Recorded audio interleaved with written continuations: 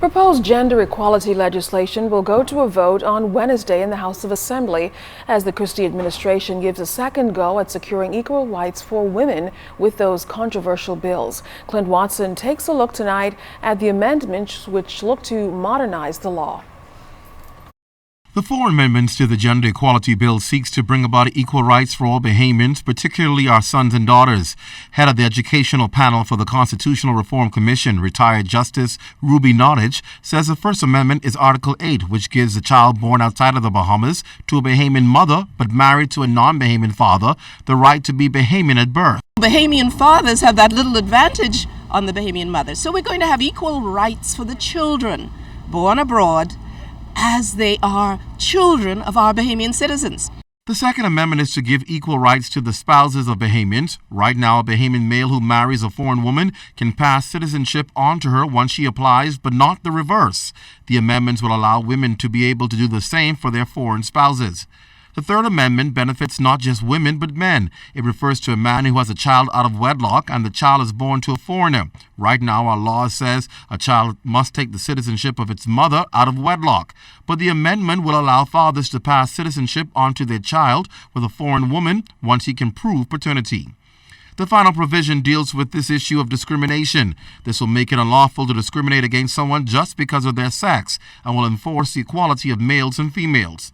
Mrs. Nottage says regularizing these concerns also helps to remove the level of anger among many of our children. Many children today in our Bahamas are disadvantaged. They can't get passports. Their mothers are Bahamian, but because they were born abroad to a non-Bahamian father who is married to their mother, they cannot get a passport because their citizenship is not regarded as being Bahamian.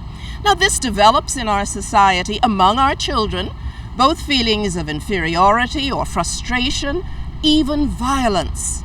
Because if you cannot travel, that provides you with a great deal of frustration. You're probably a very good student, you know that you can get a scholarship, but how can you travel to take advantage of further learning? It is believed by the Commission that passing these amendments helps to solidify the family unit. Our families are fractured, and for various reasons, some of which refer to these constitutional amendments. We need to make sure that the family becomes more coherent, more coalesced, more sticking together.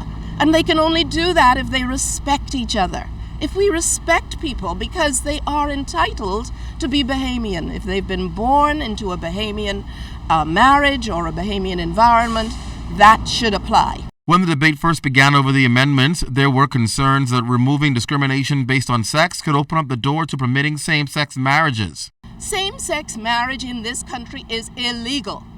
There is no law in this country that a same-sex marriage can take place. This amendment to the Constitution doesn't even deal with marriage. This deals with discrimination between two persons, you as a male and me as a female. And it says that we should never be discriminated against. So same-sex marriage is not even on the table. And it does not open any door for same-sex marriage. Should these amendments receive the approval, the amendments will only apply to new cases. They are, according to the draft bills that are going to be brought up for the vote, they are not to be retroactive.